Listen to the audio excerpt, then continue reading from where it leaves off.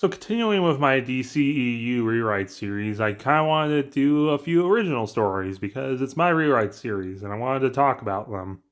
Starting with Man of Steel 2, an adaptation of Superman vs. the Elite. The film begins with that Superman interview from Justice League. I actually don't mind this scene, especially with him explaining the Hope S. But I don't know, maybe they can also just give him a mustache and the kids make fun of him for it, with him trying to explain it as him trying to do something different. Then 2 years later, we recap Batman v Superman and him waking up at the end of Justice League. Then we get the scenes of him reuniting with Lois and going to the Kent farm. One more year later, and stuff's back to normal. It appears that Bruce is using Superman's likeness to sell merchandise. But oh no, a new villain's appearing, turning people to dust. It's Atomic Skull, who looks just like Fallout from my rewrite of Suicide Squad. Superman hops in and it turns out Atomic Skull was just trying to bait him out. Supes tosses him into water, he gets arrested, but then Supes has to do another apology because of collateral damage in front of the UN, a few poorly chosen words, and a little bit of accidental interpretation, and suddenly Not Lebanon's at war with Not Israel. And Not Lebanon has a bunch of bioweapons. Supes flies in and tries to stop them, but then a new group arrives to help him, the Elite. And a little bit of irony, they get played by people who will later go on to be in The Boys. There's Coldcast, who has energy manipulation. Their leader, Manchester Black, who's a telepath with crazy abilities. The Hat, who has a magical hat. And Menagerie, who can fly and summon these weird snake, lizard, alien things. They help Superman out and give him the idea to use his cold breath and then shatter it. He tries thanking them, but they just teleport away before he can. The next day at work, Perry's trying to get information about this new team, the Elite. And luckily, when Stoops was out on patrol, they found them and introduced themselves. Manchester talks about how he has a really sad backstory of having an abusive father, and then him and his sister became orphans in the mean streets of Manchester. His sister was almost hit by a train, which unlocked his better human genes, and he was able to become a telepath. He found other people like him and formed the Elite. Then the Elite and Superman stop a bunch of terrorists who are blowing up a dam, but then it gets weird when Manchester starts torturing them. Clark doesn't really like working with the Elite and their extreme methods, and Lois tries digging into the Elite for their story. Back at the war, Supes is trying to stop stuff, but oh no, Not Israel has a bunch of kryptonite flamers they're using on civilians. The Elite show up to save him, but then they get weird with it. And they teleport Supes back onto their base, which is inside a weird dimensional alien thing that can teleport them. Supes tries calling them out on their methods, but they just teleport him away. Lois doesn't get far while trying to dig into the Elite, but then Chester's sister shows up and gives her a flash drive, saying it includes everything. Meanwhile, with Atomic Skull, he breaks out of jail, turns a few more people into dust. The Elite are on the scene. Supes is on the scene. They actually work well together. But then Manchester makes it weird and kills him. Supes tries yelling at him about it, but everyone's just kind of happy with the fact that he killed Atomic Skull. Especially Wally West, who lost his dad to Atomic Skull. And he thanks Chester, and you can tell he's wearing a Union Jack shirt because of Chester, which gives Clark a second to think. We see a bunch of people praising the Elite, and there's a bunch of merchandise of them everywhere. Soup starts thinking maybe they are right. Even in a no-win scenario, he even did it to Zod, so maybe they are right. Then someone yells that, nah, you're cooler, and we get a preview of Billy Batson before Shazam. He tells Soups the Elite get the job done, but unlike you, they don't inspire people to be better. Yeah, they stop villains and look cool doing it, but they don't really inspire people to dream of a better world and try to seek their dream. Which humbles Superman. And then later with Lois, that flash drive showed off that the train story of Manchester was completely fabricated. And actually the team got their powers with experiments in kryptonite. And the hat is just a hat with quantum unfolding storage. So Soups calls them out for being a bunch of edgelord phonies. But Chester says they ain't no corporate shills, they do what they want. That's why they took out the governments to Not Lebanon and Not Israel. Which makes Clark so mad he punches Chester, and this means war. So they televise a fight on the moon. Soups is doing pretty good, but eventually he starts losing, and he eventually snaps. seemingly killing Menagerie in the Hat. So Coldcast and Chester teleport back, thinking that he wouldn't hurt them in Metropolis, but he continues to fight and takes out Coldcast, leaving just Chester. He tries pleading with him, saying that he's better than this. And Soup says, "Oh, I know I am." He raises up his laser eyes, and at first looks like he's going to shoot Chester in the eyes, but in reality, he shoots through his eyes to get to his brain where the metahuman gene is, which was unlocked with kryptonite, so he just cut it out. It turns out all the civilians were saved by the Flash, super speeding them away, and Martian Manhunter brought all the elite to the Fortress of Solitude, which they're getting their metahuman genes cut out. And there's a lot bit of help from the elite's base, which Clark told he can go home if they help him. You're living in a dream world! Good. Dreams save us. Dreams lift us up and transform us into something better. I swear that until my dream of a world where dignity, honor, and justice are the reality we all share, I'll never stop fighting. The elite are sent to jail, exposed as phonies, and the day is saved. Then we cut to Derek Powers, and it's revealed that Atomic Skull and the elite were all just a billionaire's way to play superhero team and villain in real life, and making merchandise off of them, maybe creating multiple Atomic Skulls. And also to compete with Lex's Legion.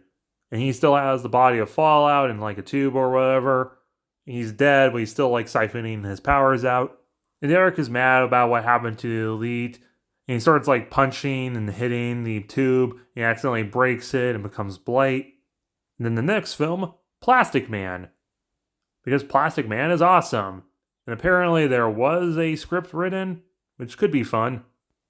Jim Parsons from Big Bang Theory is a unique choice for Plastic Man.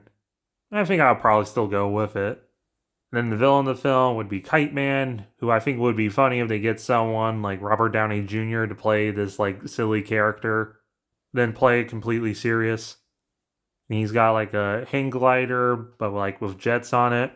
And just like Batman Brave and the Bold, Eel O'Brien used to be a gang member with Kite Man until the one moment with Batman, and just like with my Batman v Superman rewrite, Eel got a little greedy trying to escape with the money, but Bat hit him, and this is the second person he accidentally knocked into a vat of chemicals. He actually did save him, but left him in the warehouse. Bruce found out what happened to Eel, and he did fund his hospital bills and eventually his court trials where he testified against Kite Man. Then Eel has a physical therapist, Woozy Winks, and there's a bunch of scenes like Rita and Doom Patrol where he's kind of melting, but eventually he gets a hang of it. But oh no, Kite Man made parole. And there has to be a reference to the fact that Kite Man's name is literally Charlie Brown. He's got a new henchman, Rubberneck, and they're going to do some bad. And a reference to how Peacemaker took him out. We can see like Kite Man with a few bullet wounds in him, maybe missing one of his rockets on his kite because of him. Overall, the film will be kind of a comedy drama with Woozy and Eel, and how a former henchman can redeem himself and become a hero, and someone as unconventionally hero-looking, like someone who looks like Kevin Smith, can still be a hero, and totally Eel and Woozy hook up. And then throughout the film, Plastic Man is narrating, and it turns out at the very end, he was telling this story because Superman and Martian Manhunter are recruiting for the Justice League. And then the next hero, the Guardian, tells his story, which is clearly a ripoff of Batman, and it's much like that scene in Kick-Ass 2, where Soup starts recognizing him, and he's like, wait a minute, Jimmy Olsen? And then the Guardian's like, what? No, I'm not Jimmy Olsen. I've never met that incredibly handsome photographer and cameraman. He's like, it's me, Clark. And Jimmy's like, Clark, why are you dressed like Superman? He's like, I am Superman. He's like, what? No way! Dude, everyone at the office was always joking you kind of looked like him, and I was always like, nah, man, what? No. I always thought if you were going to be a superhero, you would have been Batman, because we never hang out at night. Clark asked him about this backstory he made. He grew up middle class in Yonkers. And Jimmy's like, well, I just wanted to feel cool. I mean, we have someone with plastic powers, a literal space cop. They have wind powers, and I'm just Jimmy Olsen, and that's not really that cool. Clark tries telling him he's still cool. And Plastic Man's like, yeah, you're cool. You're Superman's pal, Jimmy Olsen. And not a lot of people can say that about themselves. Then next up, The Question, which will actually be a miniseries, in similar vein to Titans or Doom Patrol. And we'll follow the question. A detective who's into a bunch of conspiracy theories, he has no face, and he also likes K-pop. But then the theme song will be a slight remix of Every Breath You Take, and there's a bunch of little references in it. And the question is hired by Huntress, who wants to take out Carmine Falcone, head of one of the biggest crime families of Gotham, because Huntress grew up in another crime family that was forcibly taken over by Carmine. So she's been training for the last 15 years to shoot him in the face with an arrow. So the two try working together to stop the Falcone family. The question thinks not just the Falcone family, but all the big crime families of Gotham are secretly, and probably not even to their own knowledge, funded by an organization of white supremacists from the 1800s who secretly ruled the world, along with many prominent businesses from the shadows, who want to keep crime and poverty up for profit. But as they get too deep in, Falcone sends one of his lounge singers, who's also a metahuman known as Black Canary, who has sonic screams to stop them. But eventually she also realizes the Falcones aren't the greatest people in the world, and they all team up to stop him, and they do. They also get pretty messed up during this. When we finally see in the last episode the question's face, he's Ian McGregor, and him and Huntress totally hook up. Then for my final story of the day, Batman, Under the Red Hood. A live-action adaptation of one of the best animated DC films ever. Following the stories of a guy named Red Hood, who resurrects the motifs of an old abandoned gang. During a meeting between all the crime families of Gotham, he takes out most of the old money and reestablishes the Red Hood gang. The new money members, Tony Zuko Maroni, tries escaping the country, but he gets found in his pool face down. Penguin decides to cut cold turkey and takes his businesses legit, turning himself into the police, mostly because it will be safer in jail, leaving only Roman Sionis, the Black Mask, who on paper runs Sionis Cosmetics, but in reality runs the False Face Society, which sounds exactly what you would think for an organization founded in the 1800s. There will be probably a bunch of stuff we excise from the movie, not because I don't like it, but just to fit in with the DCEU. So no Amazo and no Nightwing. Bat tries stopping Red Hood, but he knows all of his tricks. He says, "Haven't lost your touch," but he tries saying something else, but a train blocks him. So Batman has to do some detective work and mess with AI, and it turns out he said, Bruce. And it turns out Red Hood was Jason Todd, the former Robin, killed by Joker. And he has to be played by Jensen Ackles still. Carrie asks about what happened to the last Robins. So Bruce explains, Rick Grayson used to be part of the Flying Graysons acrobat troupe. But then his family was gunned down by Tony Zuko for not accepting extortion money. Bruce adopts Rick because he felt bad because it's very similar to what happened to him when he was Rick's age. Eventually Rick found the Batcave and decided to help Bruce, and they became Robin, based off of his old stage name, as well as his costume is inspired by his Flying Grayson costume, with a yellow cape because if him and Bruce ever got separated, the yellow cape will help him see where he is. Of course, just like in my Justice League rewrite, this leads to confrontation between Slade Wilson, Deathstroke the Terminator, where he actually KOs Batman, and Rick became Nightwing, joining Deathstroke to protect Bruce, but he also had to cut himself out of Bruce's life. The audience knows this, but Bruce thinks Rick just couldn't handle crime fighting anymore and ran away. But a few months later, he finds some orphan kid trying to steal the wheels off the Batmobile. The orphan, Jason Todd, but he ran away, so Bruce had to do some detective work and found out that Jason was working with the Mad Hatter. The Mad Hatter, inspired by his Gotham 1919 self and Sewer King from the animated series, is a crazy guy obsessed with Alice in Wonderland, and much like Oliver Twist, he has an army of orphan children who are pickpockets and stuff, known as his rabbits and Alices.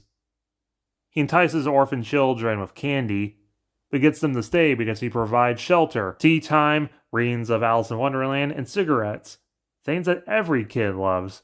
He also treats the children like garbage and does very bad things to them, but they also don't have anywhere else to go, so many of them stay for a very long time, like the twins Rob and Don, who are well into their teenage years, known as Tweedledee and Tweedledum.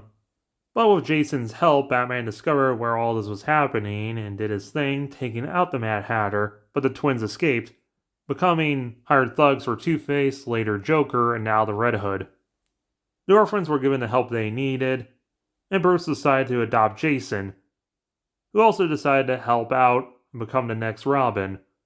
And they stopped people like the Riddler and Penguin, but over the years Jason became more and more brutal with his crime fighting, and Bruce tried stopping him, but he also didn't want to discourage him and have him run away like Rick did. Well, unfortunately, in 2012, Jason was kidnapped, like in Batman v Superman's intro, and beaten by the Joker and blown up. Despite Bruce holding Jason's dead body in his hands, he somehow returned as the Red Hood. The Red Hood situation has gotten so bad they decided to send Task Force X after him. Bruce actually helps him out in this fight. Shriek grabs Jason, but he tasers his face, which accidentally sets off the bomb in his neck, blowing his head off. Bruce is mad about this, but Jason says it has to be done so he can get the power to stop the clown. Then he casts grenades out of there. So Bruce has to come up with a plan. He has Carrie dressed like a Red Hood member, infiltrating Rob and Don, discovering that the Red Hood gang has been growing from all the crime family's former henchmen, as well as henchmen from all over the place, including the Joker's gang, and they're all going to meet up in the junkyard. Batman secretly informs the Joker about this. This is our first time seeing Tom Hiddleston's Joker, and he gets him riled up for a gang war in the junkyard. And then Bruce meets with Commissioner Gordon, telling him all about this, and they'll show up after. But meanwhile, Black Mask is talking to Willem Dafoe Joker, and this scene just plays out exactly like in the animated show, and they form an uneasy alliance. Bruce reflects on Jason's Robin suit and heads out. Meanwhile, Red Hood, he suits up and gives a big speech saying that the Gotham City thinks they're just some gang. They think we're just some noisy kids. Well, they'll see. We are the future. We are the law. Gotham belongs under the Red Hood. See, Don, leader's riffing now. Leader's Billy Berserk, man. But then they see some flares being shot out. Batman and Robin arrive in the Bat Tank. Surrender now or be destroyed.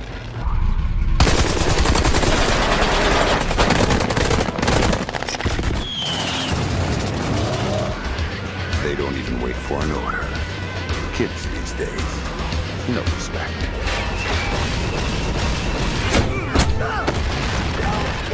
Rubber bullets. Honest. Robin hops out of the tank and helps out on foot. Taking over gangs and stuff. All this metal, and you don't even use it to kill. It's just a shell to keep you safe. You boring me. I call you coward! Sir, you can't seriously be. He's in his prime. He'll kill you. We get an epic final fight between Batman and Red Hood. Stand down, Robin. Don't call me that. It's not who I am. And no, Red Hood cuts off his utility belt. The Red Hood gang just watches this all. They fight until they make it to an oil tanker. Jason takes off his helmet and says he forgives Bruce for not saving him. But why, oh why, are they still alive? And he opens up the tanker, showing off Joker and Black Mask and a couple of his guys all tied up in there. Joker jokes, you gotta give Jason a hand. He came all the way back from the dead just to have this shindig happen. With Jason upset that Batman just lets these guys do what they want. And if he was in their shoes, he would have killed them long ago. But Bruce says he doesn't understand. It's just too damned easy. Every single solitary day since he thought Jason was dead, Bruce has been thinking about torturing Joker in similar ways he does to other people. Just as his best friends taught him, if he allows himself to go down to that place, he doesn't know if he can stop. Jason knows that he'll stop. As soon as he kills Joker and Black Mask, the world will be better off without these diabolical people. Especially Joker, mostly because he took him away from his dad. But then suddenly they hear some noises. Just as Bruce planned, the Joker gang's attacking the Red Hoods, and the Gotham City PD and National Guard are coming in behind, allowing the two gangs to fight, and they'll come in afterwards. Jason's upset at this and shoots Bruce, but he dodges because Batman and throws a battery into his gun, causing it to explode. Joker laughs about this as Black Mask's guys hop out of the semi all tied up, and Bruce realizes they're covered in oil, and Jason activates a bomb. Batman tries deactivating it, but Joker grabs him from behind and starts strangling him, saying that he's the only one getting what he wants tonight. All of them going out together, one big happy ending.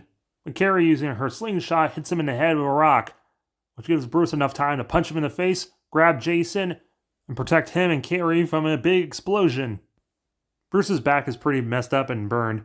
Carrie's okay, but they don't know where Jason is. Carrie gets the two out of this chaos as we still hear Willem Dafoe's laugh in the background. But in the end, Black Mask was apprehended and released the next day on a $1 million bail. Over 900 people were arrested in a turf war between the Joker and Red Hood gang in Gotham City's junkyard. A lot of the Red Hood gangs decided to throw down the red mask and take up the symbol of the Robin, saying it's the new symbol of law. Gordon's reporting to Bruce about all this, but still says that a bunch of them got away, including the Joker himself. Bruce asks about Jason, they have no idea about it, so he hangs up and looks at Jason's suit. Alfred asks does he want him to remove it, but Bruce just says no, and walks off. Carrie notes about how they still don't know how Jason came back. Alfred says, we may never know. And then the audience gets to know, though. Now, the animated movie does do it a million times better than the comics and say that he was resurrected with the Lazarus Pit. But to be different, let's say he was resurrected by the Court of Owls, a secret organization of white supremacists who've been ruling the world from the shadows along with a bunch of major companies. They have the ability to cheat death and create talons. Their enforcers primarily made out of African American children who was kidnapped by the court to turn into their slaves. And they turned Jason into their first white Talon. They allowed him a little too much freedom and he was able to take out most of the crime families and do his own thing. But the main owl, the voice of Malcolm McDowell, states that this is only a minor setback, and their ultimate goal to create the greatest Talon ever with Batman.